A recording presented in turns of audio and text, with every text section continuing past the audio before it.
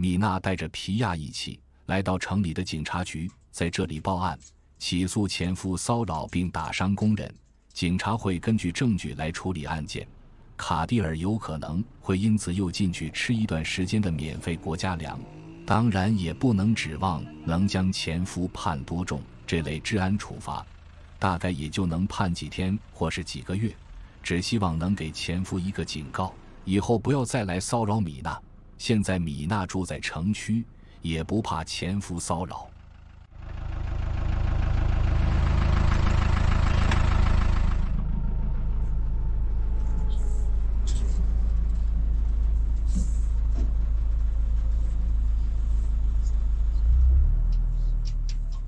政府部门不能拍摄，米娜报了案离开，留下了视频证据，会由警察去核实，并对前夫做出处罚。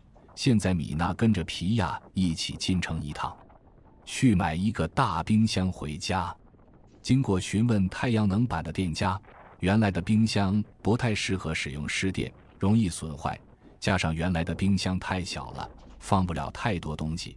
为了孩子更好的生活，米娜要买一个更大的。米娜的经济状况一直都不错，虽然迁离了农场，团队的收入倒没有受到太大的影响。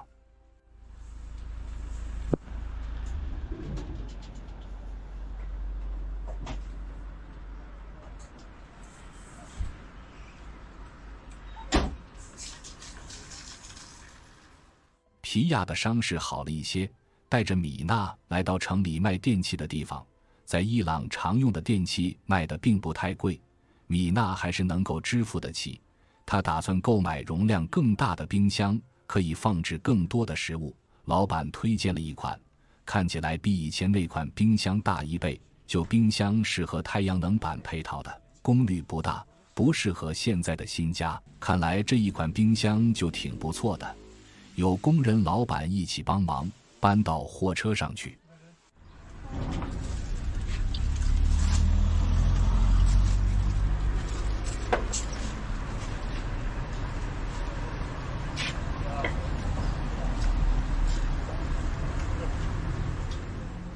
孩子们安静地在车里等待，皮亚动手将冰箱抬到车里，米娜抱着帕里亚，重活交给男人。这段时间米娜的身体情况实在有一点糟糕，连走路都看得出来很疲惫，说话也没有太大的精气神，实在让人看了都心疼米娜。由于前夫的介入，她就没过上好日子，眼看有点起色的农场又被破坏了。希望这次法律能给前夫制裁，以后米娜不用再担惊受怕的生活。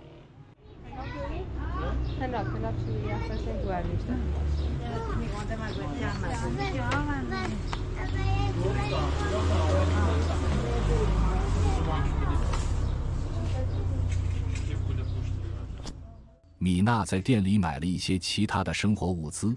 帕里亚现在很精神，像他这样乖巧懂事的孩子真不多见，从小到大都是这样安静，也就在饿的时候哭几声。看得出来，米娜将他照顾得很好。帕里亚长大后又会是像姐姐阿扎达一样，成为一个安静的小美女。米娜买了一些小饰件，看起来像是要给帕里亚缝制衣物，具体用途要看后续才能明白了。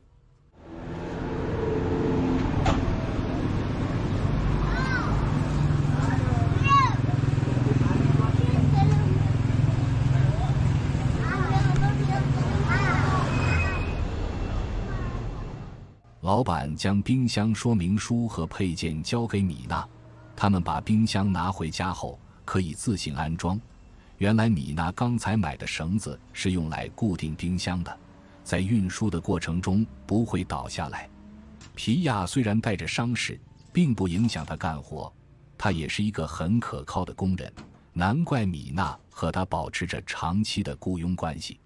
米娜坐在车上，跟随皮亚一起回到新家。他下来把大铁门打开，货车可以开到里面去。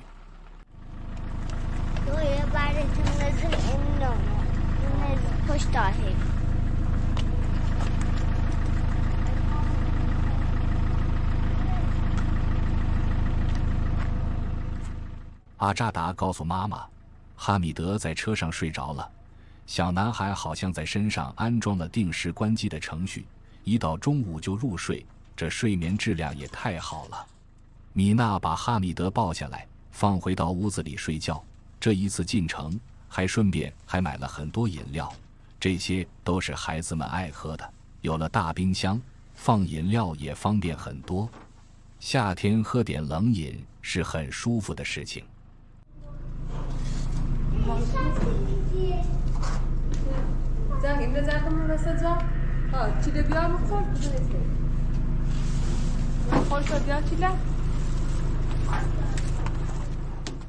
要把冰箱抬下来，可要费一番功夫。之前都是3个大男人合作，才把冰箱搬到车里去的。现在只有米娜和皮亚2个人，他们直接就这样抬进去。不要说别的，就这一个动作，小编就可以保证米娜的视频绝对是真实的。只有经常干活的人才能有这样的力气。这么重的冰箱，连皮亚看起来都很吃力，更别说一个女人，这不是演员能够做到的。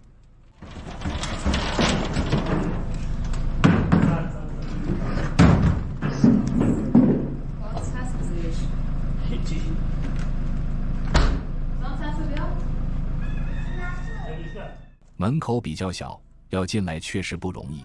他们把冰箱放下来休息片刻。米娜说把冰箱放在厨房，拿东西更方便一些。萨米对新冰箱很好奇，这比以前的冰箱好太多了。米娜和皮亚商量，应该把冰箱放在哪个位置好一点。幸好他们的厨房非常大，有足够的空间放置冰箱。皮亚观察了一下，觉得应该放在里面的角落。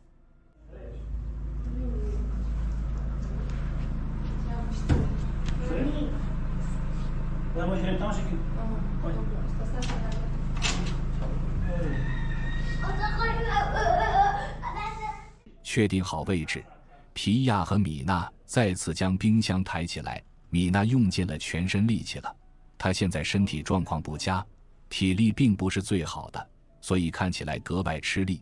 皮亚那一端底部是电机所在，会更加沉重，她也是够绅士的，承担男人的责任。如果米娜真有一个这么靠谱的丈夫有多好，她就不会被人欺负了。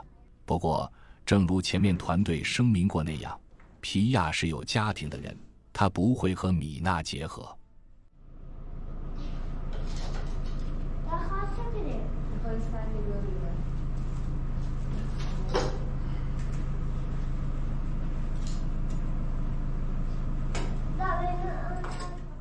2个人好不容易将冰箱摆放好，阿扎达懂事的把帕里亚抱到里屋，避免在这里被东西砸到。米娜将台面上的物品都收拾走，原来冰箱太大了，放置的地方还差一点位置，他们要将上面的瓷砖挪开一点，冰箱才刚刚好能够卡进去。这稍微有一点尴尬，就差那么一小点位置，还好瓷砖是可以移动的，他们还是顺利将冰箱摆在了角落里。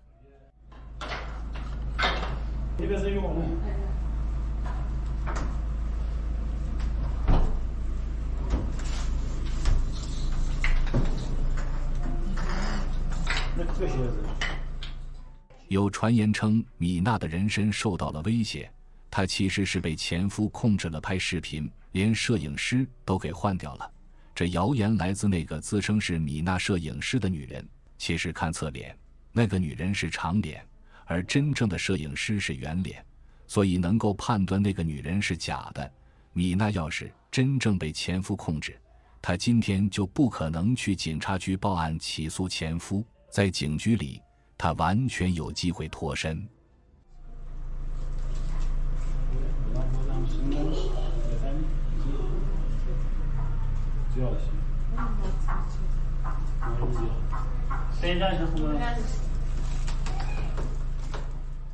米娜给冰箱垫上一点东西，这样放置就够稳当了。现在米娜的生活才慢慢进入正轨，她开始向城市生活靠拢，后续像洗衣机和电视机应该都会配备的。皮亚忙完自己的工作，和米娜告别离开，他也不容易，受伤了还要来干活。米娜也觉得挺不好意思的，想留他吃了饭再走，但皮亚的家很近，他感谢了米娜的好意，还是回去了。今天的视频到这里就结束，想要了解米娜最新动态，我们明天再见。